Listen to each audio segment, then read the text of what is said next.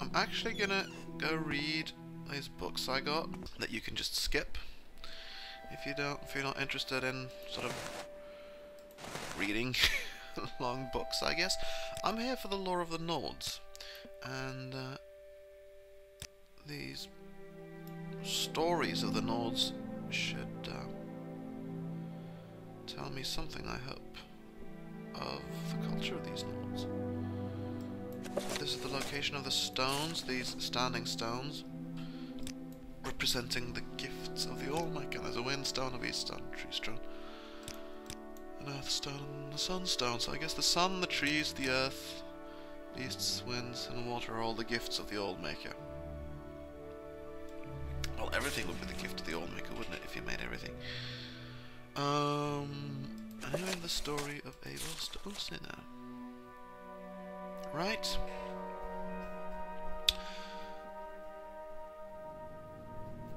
This is quite long, apparently, but I'm going to read through at least part of it now.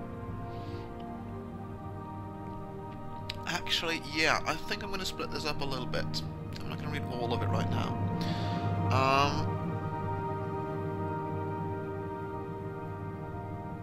I'll read the beginning and part of the ending, I think. Sit quietly, child, and listen, for the story I tell you is a story of the ages.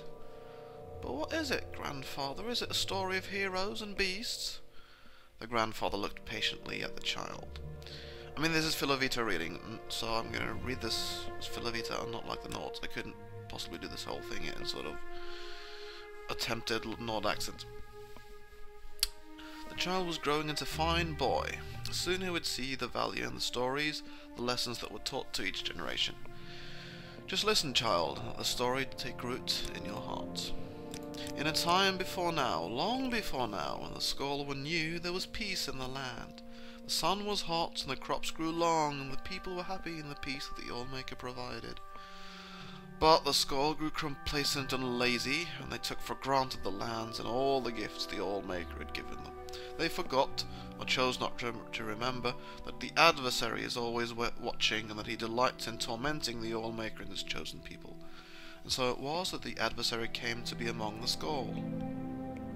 So already we've learnt that at least these Nords believe in an adversary, like an evil enemy, and that, like so many religious people, they are, you know, if something goes wrong, it's because they don't show enough thankfulness and love for the gods. Apparently, I've heard that story before. Anyway, the adversary has many aspects. He appears in the unholy beasts and the incurable plague.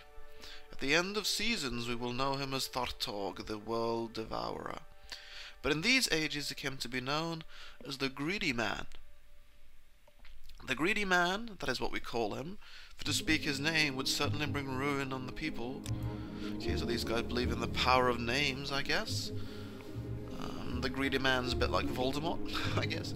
The greedy man lived among the Skull for many months. Perhaps it was once just a man, but when the adversary entered into him, he became the greedy man, and that is how he is remembered.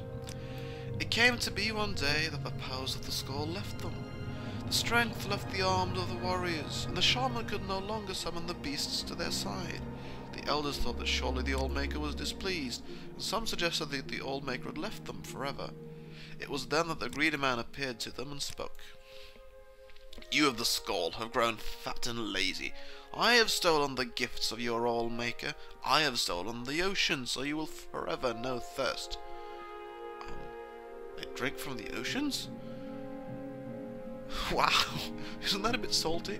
Anyway, I have stolen the lands and the trees and the sun, so your crops will wither and die. I have stolen the beasts, so you will go hungry, and I have stolen the wind, so you will live without the spirit of the Allmaker. And until one of you can reclaim these gifts, the Skull will live in misery and despair. For I am the greedy man, and that is my nature. And the greedy man disappeared. The members of the Skull spoke for many days and nights. They knew that one of them must retrieve the gifts of the Allmaker, but they could not decide who it should be. I cannot go, said the elder, for I must stay to lead the Skull and tell our people what is the law. I cannot go, said the warrior, for I must protect the Skull. My sword will be needed in case the greedy man reappears. I cannot go, said the shaman, for the people need my wisdom. I must read the portents and offer my knowledge. It was then that a young man called Aevar lifted his voice. He was strong of arm and fleet of foot, though he was not yet a warrior of the skull. I will go, said Aevar, and the skull laughed. It's an interesting name, by the way. Aevar is a word for eternity, and it just might be that his name would be something like several eternities or something like that. Hear me out, the boy continued. I am not yet a warrior, so my sword will not be needed. I cannot read the portents, so the people will not seek my counsel. And I am young, and not yet wise in the ways of the law. I will retrieve the gifts of the Allmaker from the greedy man, and if I cannot, I will not be missed. The skull thought on this briefly, and decided to let Aevar go. He left the village next morning to retrieve the gifts. Aevar first set out to retrieve the gift of water, so he travelled to the Waterstone.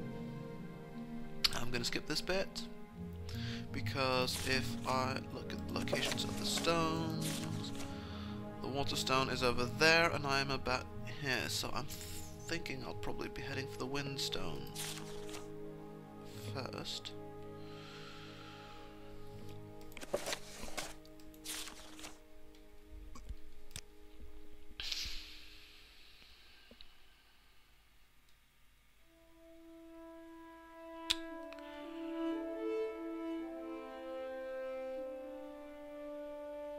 Yes, and actually that's the very last part, so I don't know. Well, I'll read it anyway. Aevar had one final gift he had to recover, the gift of the wind. So he travelled to the Windstone, far on the western coast of the island. When he arrived, the Allmaker spoke to him, giving him his final task. Find the greedy man, and release the wind from its captivity. So, Aevar wandered the land in search of the greedy man. He looked in the trees, but the greedy man did not hide there. Nor did he hide near the oceans, or the deep caves, and the beasts had not seen him in the dark forests. Finally, Aevar came to a crooked house, and he knew that here he would find the greedy man. Why? He suddenly looked at a crooked house. Story logic for you. Who are you, shouted the greedy man, that you would come to my house? I am Aevar of the Skull, said Aevar. I am not warrior, shaman, or elder, and if I do not return, I will not be missed. But I have returned the oceans, and the earth, the trees, the beasts, and the sun, and I will return the winds to my people, that we may feel the spirit of the Allmaker in our souls again. And with that, he grabbed up the greedy man's bag and tore it open. The winds rushed out with gale force, sweeping the greedy man up and carrying him off far from the island. Aevar breathed in the winds and was glad. He walked back to the Windstone, where the Allmaker spoke to him at a final time. You have done well, Aevar. You, the least of the Skull, have returned my gifts to them. The greedy man is gone for now, and should not trouble your people again in your lifetime. Your Allmaker is pleased. Go now, and live according to your nature. And Aevar started back to the Skull village. And then what happened, grandfather? What do you mean, child? He went home. Now when he returned to the village, the child continued, was he made a warrior, or taught the ways of the shaman? Did he lead the Skull in battle? I do not know. That is where the story ends, said the grandfather. But that is not an ending. That's not how stories end. The old man laughed and got up from his chair. Is it not?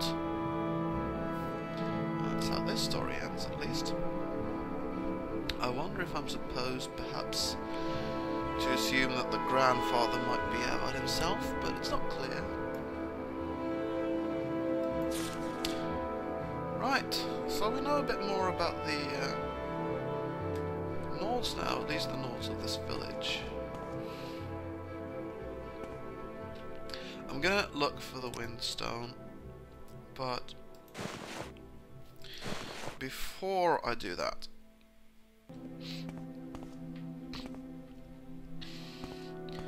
I'm going to talk some more of the people in the Skull Village, because I do believe I can pick up some more quests and do some stuff before I have to go far away. Simply going to explore the village a bit. This is a smith's place. Cool. Might need to get my armor fixed at some point. Ooh, really dark in here compared to the outside. Really dark in. It's almost blinding, in fact. What's your story?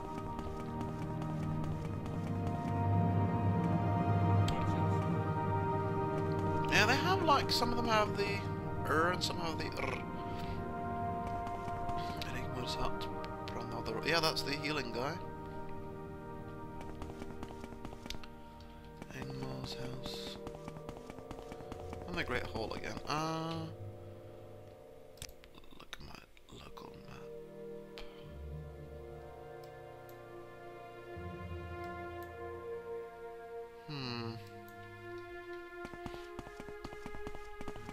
No, this looks more like storage areas. It's a shaman's hut again. I'm exploring the village, basically, taking a look at things I like around here.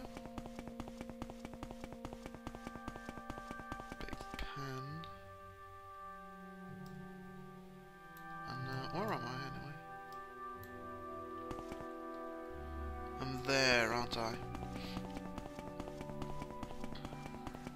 These mods, I'm not quite happy with the way what they've done to the to my arrow pointer on the compass, because it's very small now and not very legible.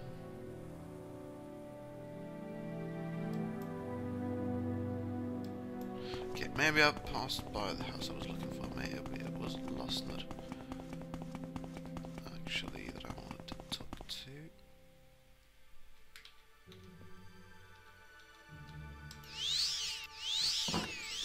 Rest up a bit, use my Shield of the Undaunted to give myself some fatigue. My son, my poor son, please, please help a sad old man.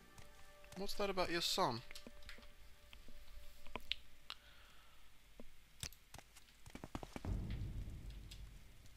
Timvol? Is that you, son? Oh, I'm sorry. Please forgive the ramblings brought on by an old man's anguish. So what kind of anguish are you